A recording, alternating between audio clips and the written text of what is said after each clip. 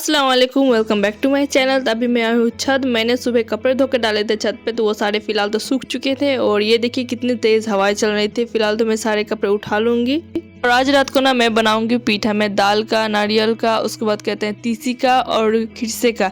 ये चारों पीठा बनाऊंगी। तो मैंने फिलहाल तो किसी का भी स्टफिंग नहीं करके रखा था। मैंने सिर्फ दाल को भिगो कर रख दिया था और नारियल को मैंने ग्रेट करके रखा था। फिलहाल तो मैं किचन में आ चुकी थी और अभी मैं बना रही थी दूध का खीरसा। तो मेरा पतीला छोटा था ना, इसलिए मैंने सबसे पहले 1 लीटर दूध मैंने पतीले में डाला और उसे थोड़ा सा इवापोरेट कर लिया था। उसके बाद मैंने 1 लीटर दूध और ऐड कर दिया था।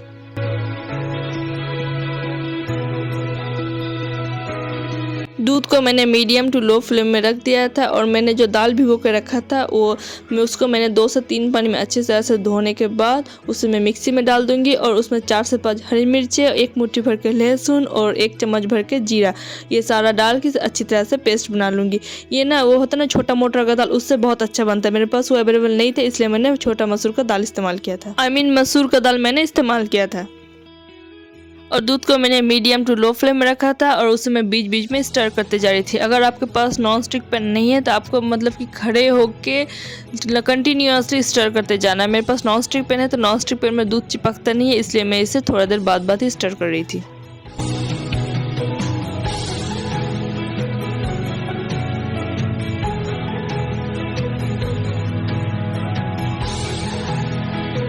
और यहाँ पे दूध थोड़ा सा इवेपोरेट हो चुका था, मतलब क्वांटिटी में ये थोड़ा सा कम चुका था। तो अब मैं इसमें मिलाऊंगी कॉर्नफ्लोर। तो मैंने यहाँ पे 3 टेबलस्पून भर के कॉर्नफ्लोर लिया था 1 कटोरी में और उसमें थोड़ा सा पानी देके पहले मैं इसे अच्छी तरह से मिलाऊंगी। उसके बाद ये कॉर्नफ्लोर को मैंने दूध में ऐड करना है।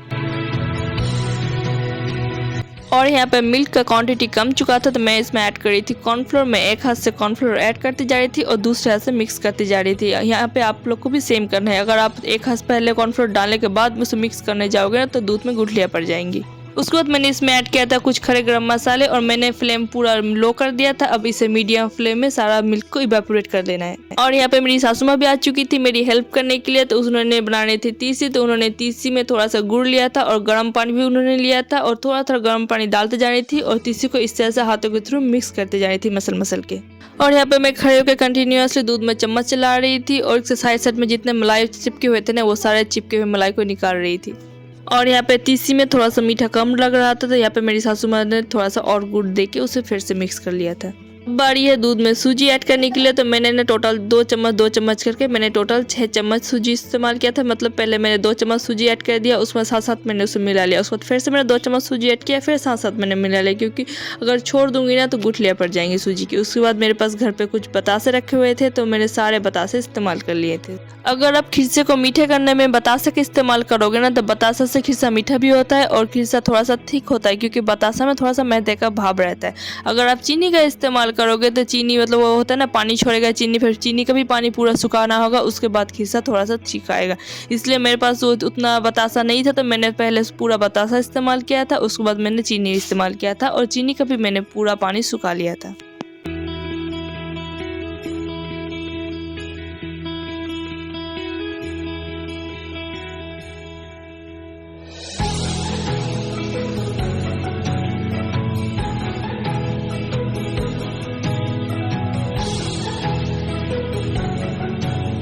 यहाँ पे तीसी बन के तैयार हो चुका था। मेरी सासू माँ ने हाथों के थ्रू थोड़ा सा गर्म पानी और गुड़ दे के इसे बहुत अच्छी तरह से साना था। ये ना गुड़ और गर्म पानी का मिक्स है तीसी में और कुछ नहीं, और बाकी कुछ भी नहीं, इलायची गर्म मसाले से कुछ भी नहीं जाता। और इसकी कंसिस्टेंसी इस तरह की होनी चाहिए और ये ना थोड़ा सा ज़्यादा मीठा होगा।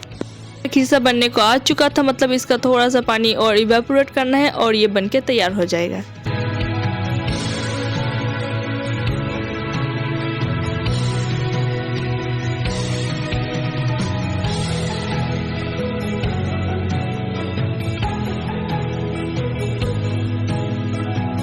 ये देखिए खिरसा पूरा बन चुका था और इसकी कंसिस्टेंसी इस तरह की होनी चाहिए। अभी गर्म है ना तो ये मतलब बहुत लिक्विडी लग रहा था, पर ये जब ठंडा होगा मतलब जब ये रूम टेम्परेचर में आएगा तब ये अपने आप ही ठीक होता जाएगा। और मैंने ना थोड़ा सा इसमें फूड कलर भी ऐड किया था। और यहाँ पे मैंने पीठा की स्टफिंग लगभग बना लिया था। यहाँ पे मैंने दाल भी पीस लिया था, नारियल भी ग्रेट कर लिए थे, खिरसा भी मैंने बना लिया था और तीसी भी मैंने बना लिया था। मतलब खिरसा और तीसी तो मैंने पूरा कंप्लीट कर लिया था।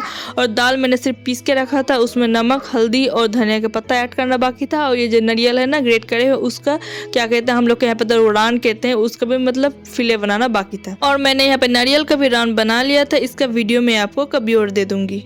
अब आता है पीठा के लिए आटा गूंदने की बारी। तो मैंने यहाँ पे पानी ले लिया था, जितना आप आटा लोगे ना चावल का आटा, उसके अकॉर्डिंग ही इसमें पानी लेना है पतीला में, और पतीले में थोड़ा सा नमक भी ऐड कर देना है। और जब पानी अच्छी तरह से बॉयल आ जाए ना, तो उसमें आप जितना भी आपको आटा गूंदना है ना, वो सारा आटा चावल का आटा इसमें दे देना है और चम्मच के थ्रू इस तरह से मिक्स करते जाना है, उलट पुलट करके।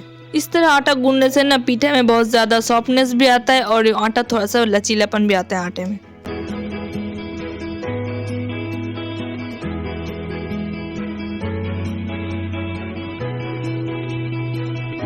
अच्छी तरह से आटे को मिलाने के बाद उसको मैं एक डिश में निकाल लूँगी सारे आटे को पतीले से। और अब मैं इसकी जितनी भी गुठलियाँ हैं ना, ये सारी गुठलियाँ को मैं हाथे के थ्रू तोड़ते जाऊँगी। और ये मिक्सर ना बहुत ज़्यादा गर्म होता है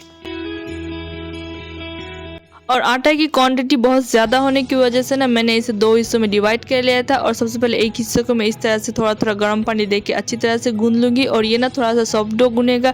और उसके बाद एक हिस्से गूंदने के बाद मैं अगले हिस्से को भी इस तरह से गूंद के एक डो में क्रिएट कर लूँगी।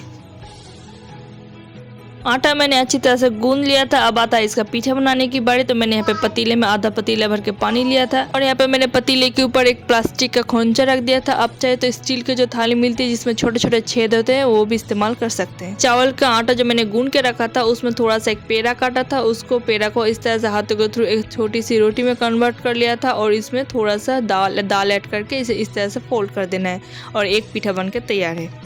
और इसी तरह से सारे पीठे बन के तैयार कर लेना है।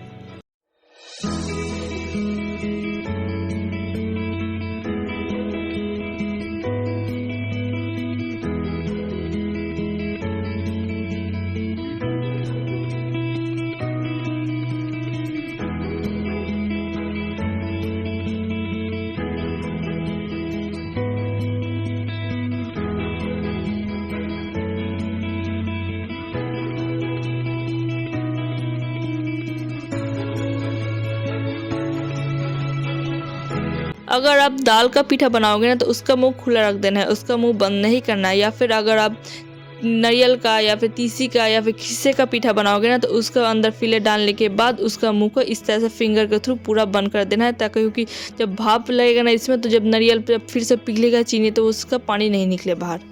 और यहाँ पर मैंने खिरसा का भी लेयर बिछा दिया था, इसका मुंह बंद करना बाकी था और ये इसका मुंह बंद कर दूंगी थोड़ा देर में। और यहाँ पे मैंने दाल का भी बिछा दिया था लेयर, इसका मुंह मैंने खुला रखा था। और यहाँ पे मेरा एग बेज बन के तैयार हो चुका था। अब इसको निकालने की बारी।